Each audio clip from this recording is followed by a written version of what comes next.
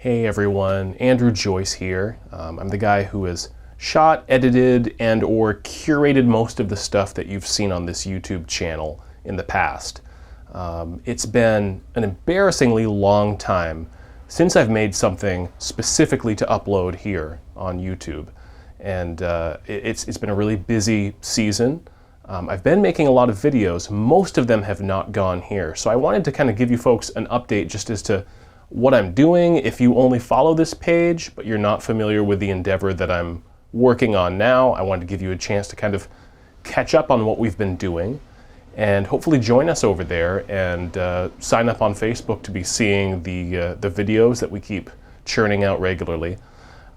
It's been quite a time, but I wanted to start out by playing this video that sums up the organization that I am now a part-time employee of, the New England Fishermen's Stewardship Association, or NEFSA.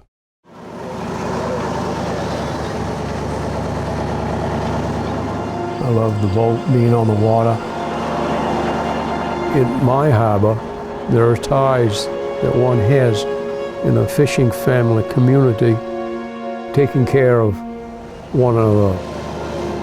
The fishermen have taken real good care of the resources.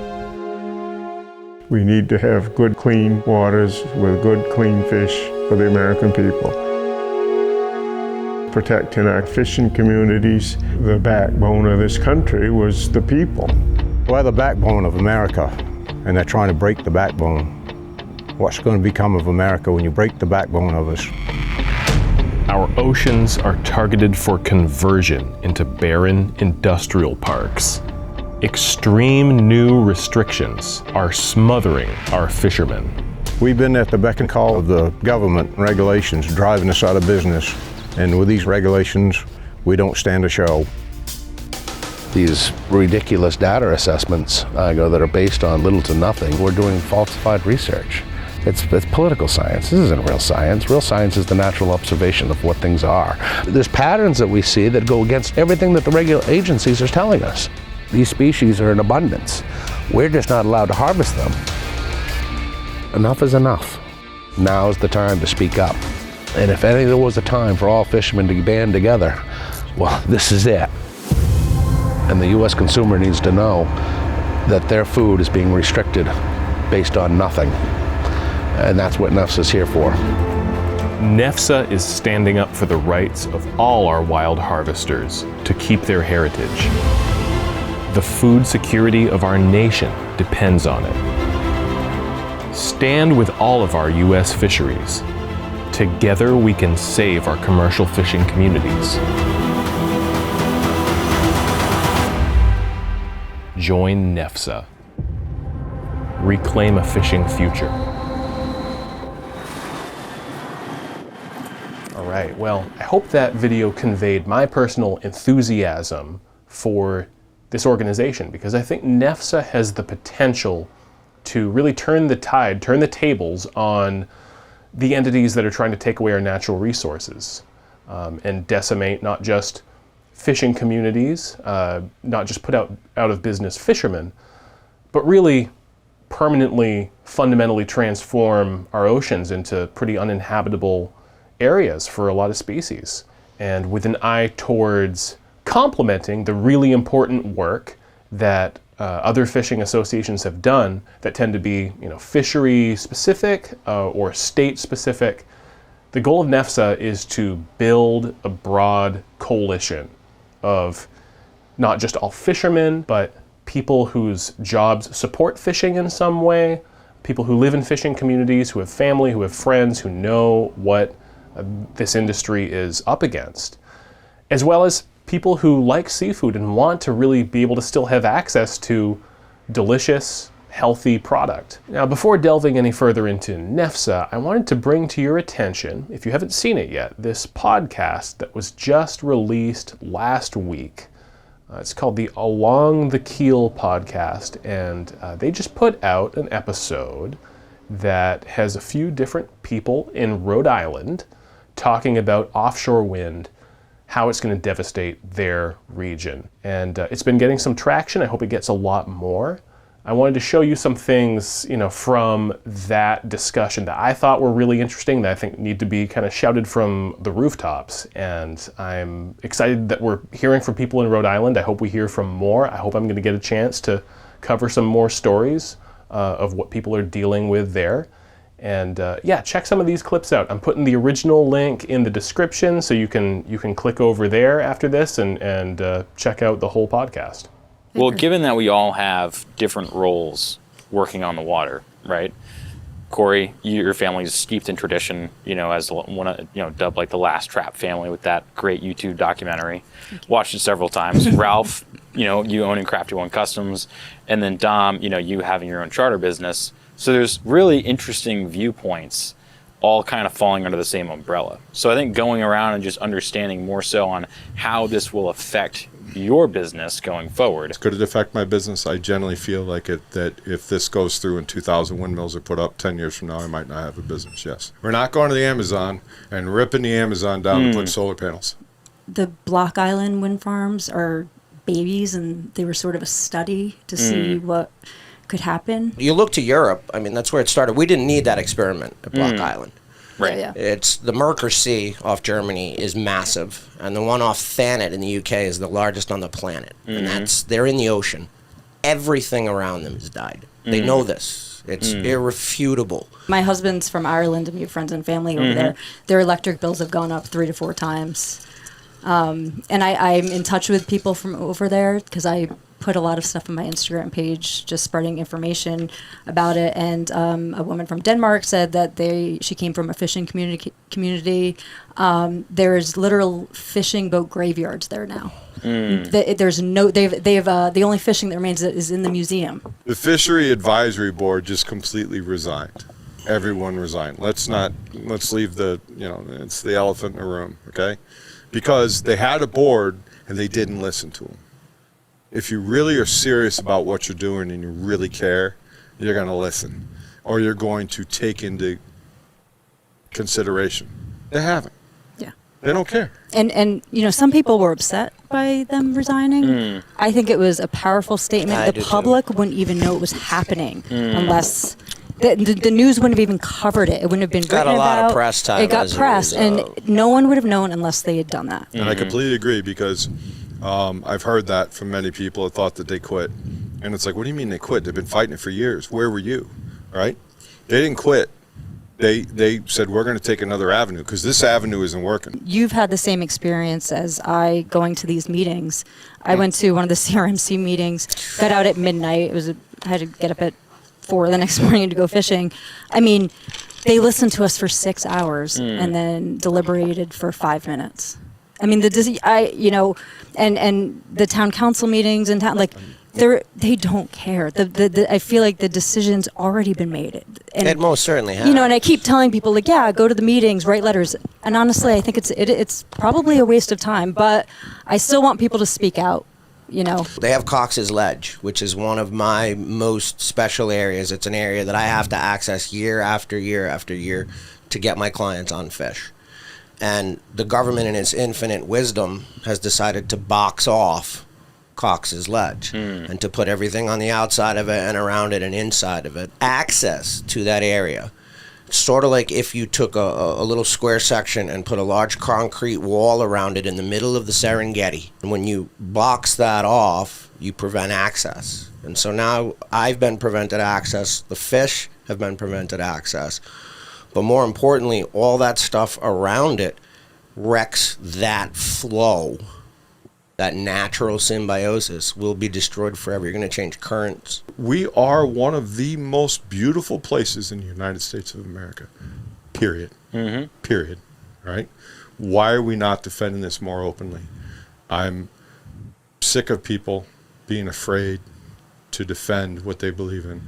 But also, we've had conversations in the past, to be open to discussion and be adult enough to hear the other side and to agree to disagree. Right? That's why we vote. That's why, as a military person, and why every military person fought, so you have the right to vote for what you believe is right. But please, if you're out there, listen to us. Give us a chance and let us explain to you what we're trying to make you more aware of. one of the places that you can find out almost all the information that you need to know is the BOEM.gov. They have visual simulations of what it looks like from various places in Rhode Island, including Cliff Walk, the Marble House lawn. You can see them. 62-mile line of sight to the tip. And so other than the small little portion of Cape Cod that gets the benefit of Gay Head and the bluffs of Martha's Vineyard, you have an unobstructed view. Every piece of coastline, every beach you've ever visited in your lifetime, you're going to be able to see this dystopian monstrosity. I still think people don't know the just sheer size of it. Like, you know, some of the people that have like taken money and stuff, I still don't think that they even realize. It's more than the size of Rhode Island. The amount of windmills, 2,000 windmills, more. It's 900,000 acres. The rock and that they brought in from Canada equals 4 times the land mass of the state of Rhode Island. Yeah, it's just, there's a good one for you. Yeah. Nuts. They bought rock from Canada and then took it down boat by boat by boat. Portsmouth, Rhode Island, it's the town I live in, and where my business is, has been given $100,000 from the wind farms. Which is nothing. Which is nothing. And our town council, who I know many of them, say that they have listened to us, but yet they won't let us speak. Say that they've heard many people that are for foreign wind farms. How about that? Like that's okay, right? I want people to understand this is much bigger than you realize. These things are being passed through. People are being bought off. I don't care. Whoever you are out there, from the governor of Rhode Island to whoever you are, you're being bought off. And how do I know that? Because I'm throwing a fishing tournament coming up, right? And I was called by the wind farms, and I was offered money to sponsor my fishing tournament, and I turned them down because they're trying to become part of the community, and I don't need it. I have integrity, I have character, and that's the problem. There are certain people in this industry, I'll say it, that don't have character and don't have integrity. I'm not going to judge them, okay? But what I will say is that what's happening is a systematic destruction of Rhode Island and an industrialization of Rhode Island and our waters that is going to have impacts that when we figure it out, it's going to be far too late. Far too late. You go right back to and not to be just a military guy, go back to the Revolutionary War. We're fighting again for our own land, but it's the water and the land, all right? And our livelihoods. And my father, God rest his soul, who did very well for himself. I used to always tell him when I was building rods and he didn't know if this was going to be a viable business, I'd say, Dad, do me a favor. When the money's not worth anything except for lighting it up and starting a fire, come to me and I'll feed your family because we'll put fish on your table. Right? True. And so that's what I'm fighting for. I want my grandchildren to have the beauty of Rhode Island. I don't want my grandchildren to have the corruption of Rhode Island. Well, hopefully that whet your appetite for getting the entirety of that conversation. So again, that's called Along the Keel podcast, and let's give them a little boost because that's really important what they're saying. And speaking of Rhode Island, we've got our COO, Dustin Delano, who's a lifelong lobsterman who just got off the boat this year to start working full-time on advocating for the existence of his industry and of all fisheries on the East Coast. He's in Rhode Island right now. He's going to be there for much of the upcoming week. And if you'd like to connect with him, you know, he'd love to talk to anyone who wants to find out more about what NEFSA is doing as far as policy, as far as litigation, as far as producing resources for the public to educate people on, you know, what the threats to our fisheries are and why they're so essential. As a Maine fisherman myself, I understand true work ethic, and I've seen plenty of examples of that hard work from the generations before me. I can remember being a young boy to a single father who would get me up at 3 or 4 a.m. and drop me off at a babysitter before he went on the boat. I can remember him coming home in the afternoon from a full day of lobster fishing just to pick up his clam fork and catch the evening tide. The generations before us had to participate in many fisheries to make an adequate living for their families. Like many others in our coastal communities, the salt in my veins was unavoidable. I made a great and successful career out of the lobster industry, but I learned my true passion after 20 years on the water. What I want more than anything is to keep our coastal fishing heritage alive for future generations. And that's why I joined the NEFSA team. And the same for Massachusetts. Our CEO, Jerry Lehman, is also on the road this week. He's spending the whole week at the New England Fishery Management Council meeting. So if you're a fisherman and you're going to be there also, consider stopping by, saying hi. He's going to be in the crowd, and I'm sure you'll see him. You might have seen him already in the Undersea Empire documentary or other videos I've done that have included him. And if you haven't seen it on Facebook, here's a video with Jerry talking about, as we have the regulators really just choke out our domestic groundfish fleet, how does importing foreign fish affect the environment? This is a video about the negative environmental effects from bad fishing policy. We're not out there harming whales. We're not out there killing animals. We're harvesting wild product. We didn't have to seed them. We didn't have to put chemicals in the water. You're going to tell me, well, the boat that went out today that came back and brought wild fish, I go, that's heart healthy and good protein, the best you could ask for in anybody's neighborhood. But instead you want to fly it in from another nation with a bigger carbon footprint. What's the carbon footprint for catching a fish in Norway, then flying it over here, then trucking it to your grocery store? I don't know what a flight from Norway costs with a boat ride on top of a truck ride.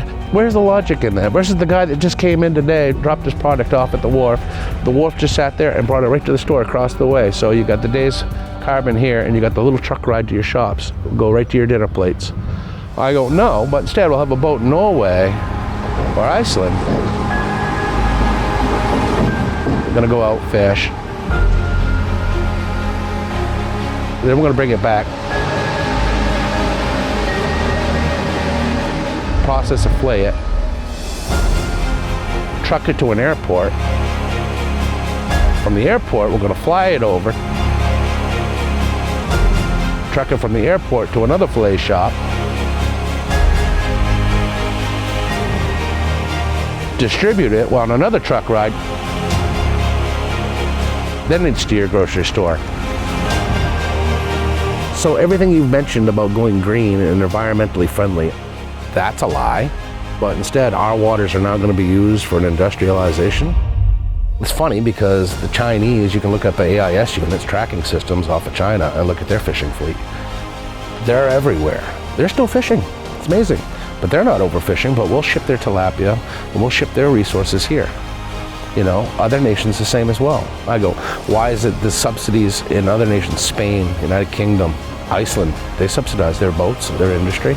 We don't here in the United States because we're too busy lobbying the hell for other nations to come in and use up our resources.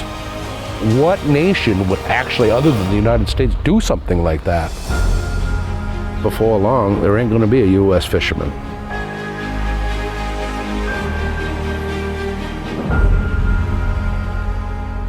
That's the kind of video I've been doing for NEFSA over the course of the last 3 or 4 months. If this is maybe the first time you're hearing about NEFSA, if you look up Undersea Empire here on YouTube, you can find the documentary that kind of preceded all this as Jerry was putting this entire initiative together. And that really lays out, certainly from the groundfish industry's perspective, what has been going on and how they've been mismanaged to the brink of extinction. But there's, offshore wind is one of those just existential threats that is threatening to steamroll every fishery, but also it has huge impacts on anyone who lives in a state that's going to be involved in an offshore wind power purchase agreement. And it's going to affect you economically.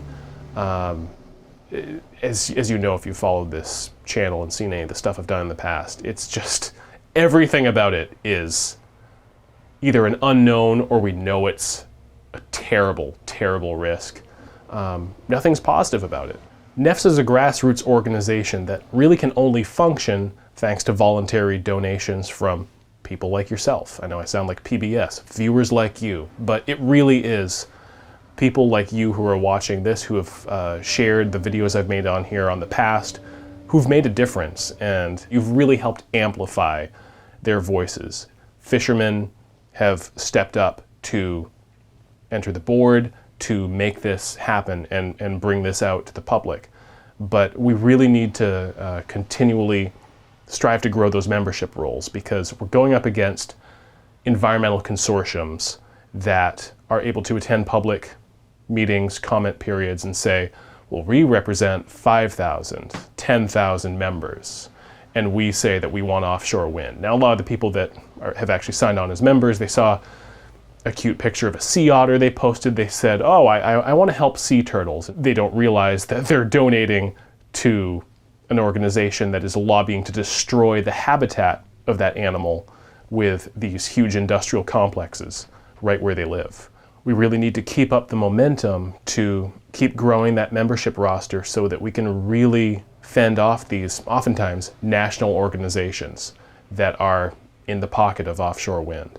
And so $10 a year is certainly greatly appreciated, and it's certainly important, but I think even more important than that is just having your name on the rolls of NEFSA's membership, so that we can say, yes, these are all real, verifiable people who are in support of what we're doing and think we need to stand up for our fishermen, for our fishing communities, for the marine environment, for our natural resources. We've broken 500 members so far for membership, which is really a huge milestone considering that this is a brand new association. I'd love to see it double by the end of the year, and I think with your help we certainly can do that. So that is what I'd like to ask you to do. Also, to subscribe to that podcast I mentioned earlier, the Along the Keel podcast. Check that out, when you get a chance. And I hope to be seeing you over at the NEFSA social media when the next video comes out. So thank you for stopping by, and have a good rest of your week.